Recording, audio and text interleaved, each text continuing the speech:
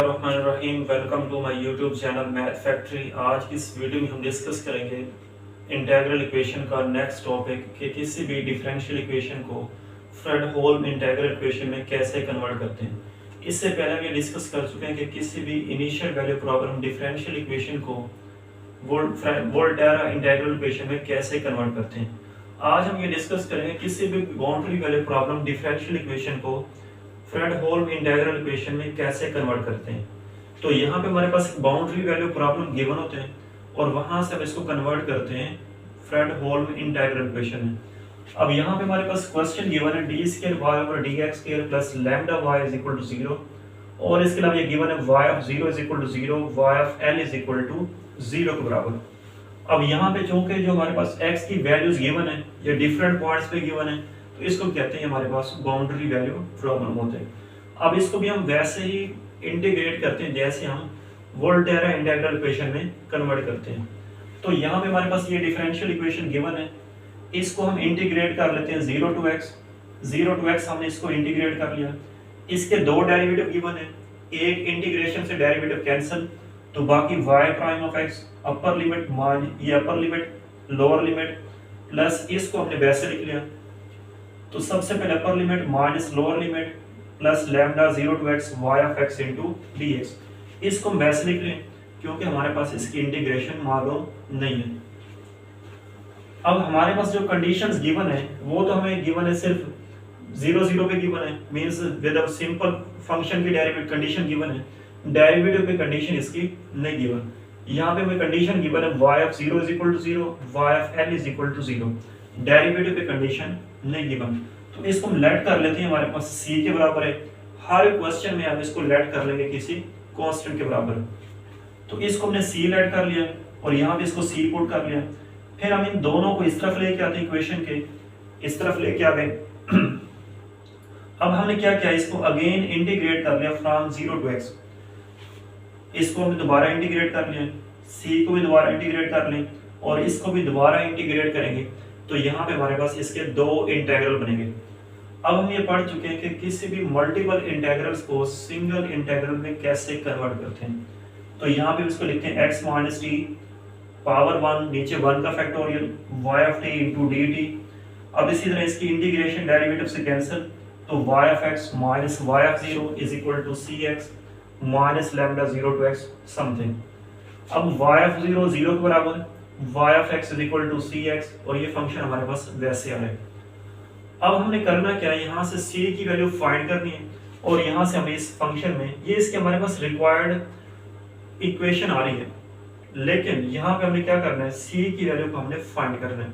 अब c को हम कैसे फाइंड करते हैं कि ये जो हमारे पास इंटीग्रल इक्वेशन आ रही है इसमें हम x को l पुट कर लेंगे और यहाँ से हम c की वैल्यू को फाइंड कर लेंगे। तो इस इक्वेशन में जहां जहां पे x होगा वहां पे हम इसको l पुट कर लेंगे तो ये हमारे पास बनेगा y ऑफ l और y ऑफ l हमारे पास गिवन है 0 के बराबर। तो इसको हमने पुट करने के बाद 0 पुट कर लिया और जहां जहां पे x आ रहा है वहां पे हमने l पुट कर लिया।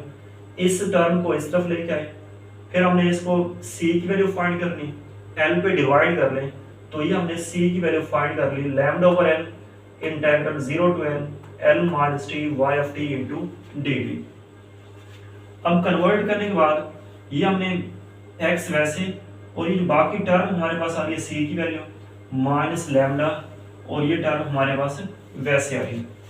अब देखें जो हमारे पास फ्रेडहोल्म इंटीग्रल इक्वेशन होती है उसकी लिमिट्स हमारे पास कांस्टेंट होती हैं और जो वोल्टेरा इंटीग्रल इक्वेशन होती है उसकी लिमिट्स हमारे पास वेरिएबल होती हैं। तो इसमें हमारे पास दोनों आ रही है, 0 to l ये तो कांस्टेंट लिमिट्स आ रही और ये हमारे पास 0 to x ये हमारे पास वेरिएबल इसकी लिमिट्स आ रही। अब हम इसको क्या करते हैं कि कांस्टेंट लिमिट्स लेके आने की कोशिश करते हैं। अब कैसे लेके आनी है, जो हमारे पास इसकी कांस्टेंट लिमिट्स होंगी उसको हम ब्रेक कर लेंगे किसी पॉइंट पे कि 0 और l के दरमियान एक x पॉइंट गिवन है, इसको हम यहाँ पे ब्रेक कर लेंगे। 0 और l को हम कैसे लिखते हैं, 0 to x plus x to l। ये बाकी फंक्शन सेम रहेंगे, सिर्फ हम इसके लिमिट्स को चेंज करेंगे। 0 to l यहाँ से अगर हमारे पास लिमिट्स गिवन है 0 to l तो यहाँ पे हम इसके x ले लेते हैं, पहले इसको ले लेंगे 0 to x फिर हम लेते हैं x to l। तो ये हमारे पास 0 to x बाकी इसके फंक्शन सेम आ रहे हैं और यहाँ पे x to l। अब इसकी लिमिट्स 0 टू x और इसकी लिमिट्स भी 0 टू x, इन दोनों को हमने इकट्ठा कर लिया, इन दोनों में से लैम्डा भी ले लिया कॉमन और इंटेग्रल भी कॉमन ले लिया। अगर हम लैम्डा और इंटेग्रल ले लें कॉमन, बाकी बचेगा x over l into l minus t y of t d t, x over l l minus t y of t, और यहाँ से minus x minus t y of t d T.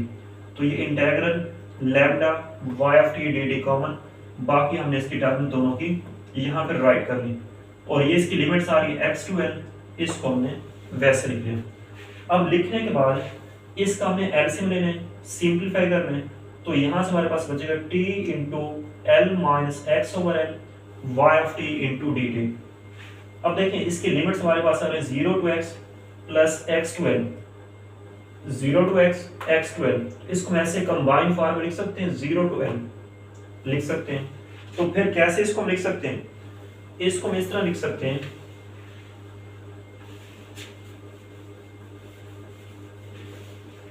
कि हमारे पास y of x बराबर आ रहा है y of x is equal to lambda 0 to l, और यहाँ पे इसका कर्नल और इसका कर्नल डिफरेंट आ रहे हैं, तो इसको हम सिंपल लिख लेते हैं k of x t y of t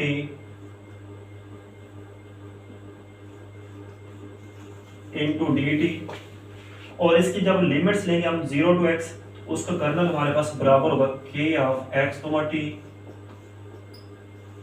is equal to t into l minus x over l, और फिर इसके बाद हमारे पास कर्नल आ रहा है x ओवर एल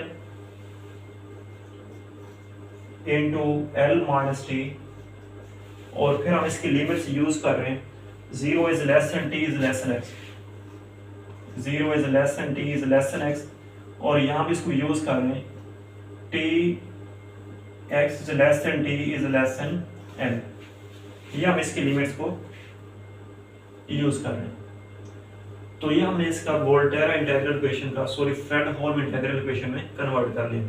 तो ये हमारे पास आज का क्वेश्चन, जिसको हमने किसी भी डिफरेंशियल इक्वेशन को फ्रेडहोल्म इंटीग्रल इक्वेशन में कैसे कन्वर्ट करते हैं।